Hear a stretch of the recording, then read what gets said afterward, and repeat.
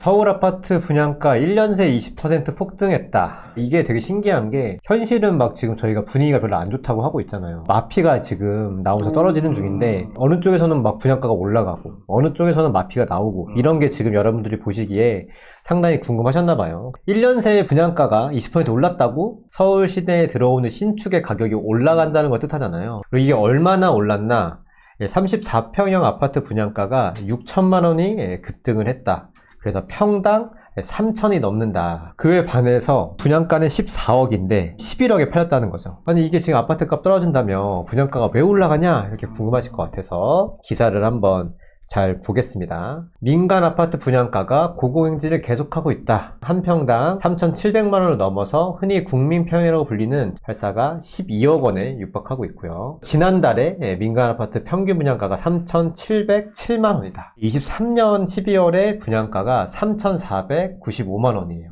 그 사이에 200만 원이 넘게 오른 거죠. 6%가 넘게 오르고 심지어 1월 분양가와 비교하면 상승률이 21%, 평당 700만 원이 오른 거예요. 그래서 민간 분양가가 이 3천만 원을 넘은 것도 사실 23년 1월에 처음 넘은 거거든요. 근데 바로 지금 24년에 벌써 3,700이 넘은 거니까 속도가 상당히 빠르다라고 보면 될 것 같아요. 서울 평균 분양가가 3,700, 23년 12월에는 3,495, 23년 1월에는 3천만 원. 84 가격으로 치환을 하게 되면은 이게 10억에서 12억까지 신규 아파트의 분양가가 2억이나 오른 거죠. 그러니까 1년 만에 분양가가 20% 상승한 기사가 이제 여기서 나온 거고, 실제로 어디가 얼마나 오른 건지를 한번 확인을 해보고 그게 얼마나 거품인지를 한번 확인을 해보는 과정을 가질게요. 허그에서 매달 그 민간 아파트 분양가격 동향이라는 보고서를 매달 냅니다. 전국 기준으로 봤을 때 작년 동월에 비해서 지금 10%, 11%가 거의 올랐다. 서울은 21%가 올랐습니다. 근데 이게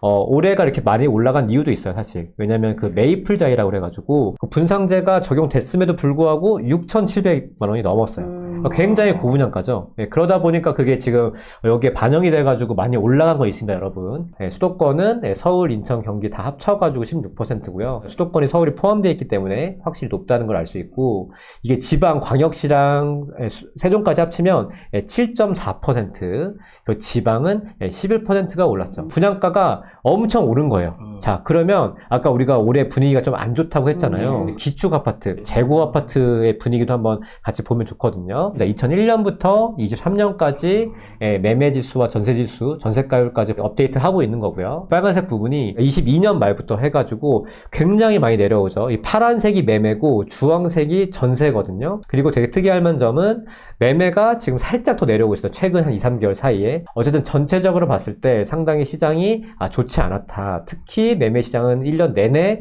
좋지 않았다는 걸 여러분들이 확인할 수 있습니다. 이 지표는 저 파란색이 강해지면 강할수록 많이 떨어진 거고요. 조금 빨간색이 있는데 그게 우리 상승자들 진짜 시뻘겠습니다, 사실. 근데 지금은 거의 색깔이 없다는 거는 변동이 없다라고 이해하시면 될 것 같고, 이 숫자를 보실 때 주당 0.1이 넘어가잖아요, 변동률이. 그럼 굉장히 좀 시장이 의미 있게 변화했다. 현재 최근 2023년 1월 29일 서울의 매매 같은 경우에는 마이너스 0.05가 될 것 같고, 전세는 0.08이 올라갔잖아요. 그러니까 아직 막 급격하게 움직인다 보다는 아주 스무스하게 매매는 가라앉고 있고 전세는 조금씩 올라오고 있다라고 이해를 하시면 될 것 같아요. 23년 상반기에는 하락폭이 굉장히 커서 이게 지금 단지로서는 마이너스 한 40%까지도 있었고요. 단기간 금리 급상승이 있었으니까 매매 전세할 거 없이 아주 역대급으로 하락했다. 정말로 역대급입니다. 이렇게 짧은 기간 동안 많이 하락한 경우는 거의 없었어요. 아니, 분명히 지금 이렇게 기축 아파트가 22년 지금 횟수로 3년 차거든요. 하락이 되게 가시화되고 있는데 건설사들 이게 안 팔고 싶은 건가? 시장이 안 좋으면 오히려 싸게 해가지고 싸게 더 팔아야 되는 건데 왜 이 시국에 가격을 왜 올리는 거지?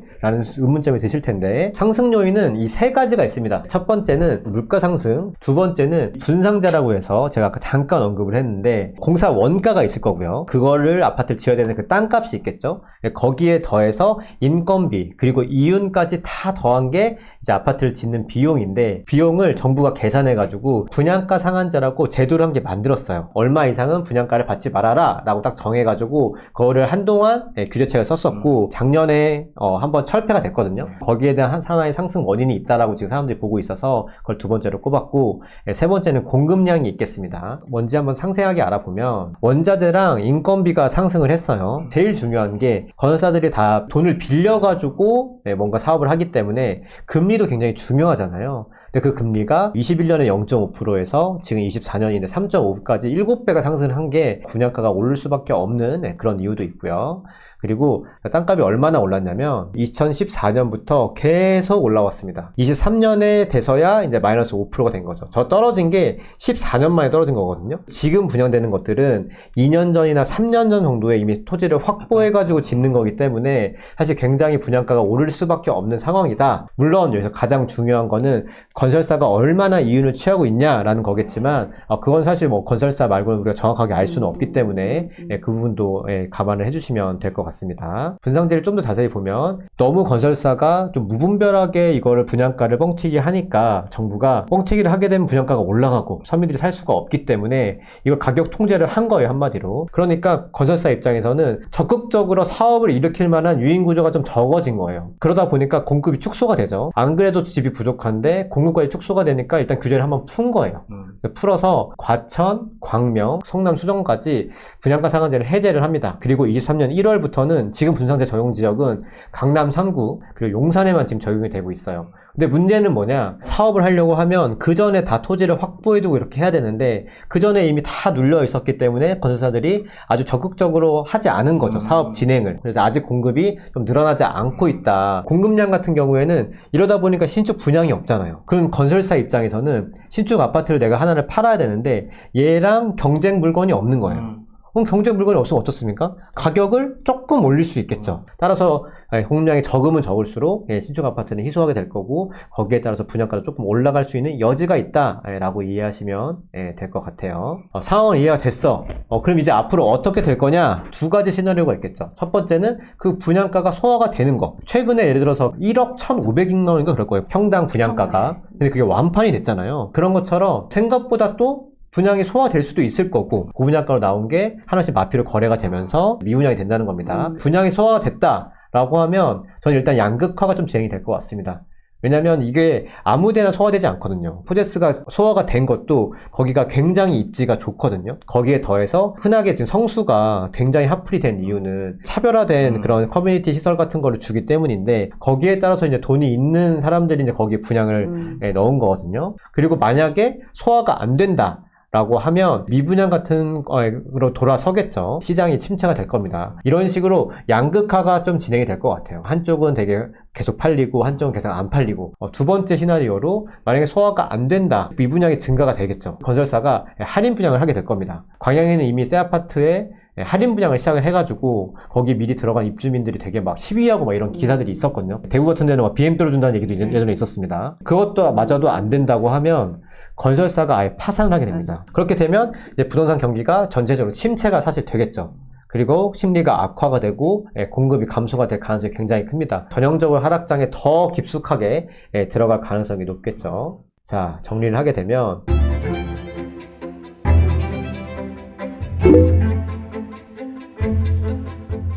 고분양가가 일부 소화가 지금 되고 있는 상황이 하나가 있고, 하지만 저는 이렇게 생각을 해요. 일부 고분양가의 단지 판매가 전 시장 전체에 영향을 미치기는 좀 어려운 분위기라고 생각을 합니다. 왜냐면 포제스 한강이 완판이 됐다고 해가지고 그래서 우리가 지금 전체 다 막 상승장으로 돌아섰어 라고 얘기하기에는 너무 일부분의 단지기도 하거니와 여전히 서울 가격이 조금 비싸다는 그 생각을 갖고 계시기 때문에 시장 전체에 영향을 미치기는 좀 어려운 분위기가 아닌가 싶고요. 그리고 선호 신축들은 이에 반해서 거래가 조금씩 지금 이루어지고 있습니다. 이게 과연 싼 가격인가 싶은 가격들도 계속 거래가 되고 있거든요. 이거 어떻게 저는 해석을 하냐, 사람들이 현재 가격에 좀 적응을 하고 있다. 그렇다고 해서 이게 뭐 전체 시장에 지금 현재 가격에 많이 거래가 이루어지냐, 사실 그건 아니거든요. 제가 매번 말씀드리지만 서울 거래량이 6,000건이 넘어야지 의미 있게 20년 평균으로 들어가는데 아직 그거에는 절반도 미치지 못하는 상황이고, 그럼에도 불구하고 거래가 뭐 예전 23년 초반이나 이럴 때처럼 막 1,000건 이하로 지금 이루어지지 않기 때문에 뭐 지금 현재 한 1,500건, 2,000건 무조건 지켜봐야 되긴 하겠지만 조금씩은 이루어지고 있다. 여기까지 들어보시면 이제 좀 기다려보고 싶다는 생각을 가지실 수 있죠. 왜냐면 아직 뭐 방향이 정해지지가 않았고 앞으로 또 상급진도 비싸다고 하니까 어떻게 하면 좋을까 행동력을 좀 알려드리면,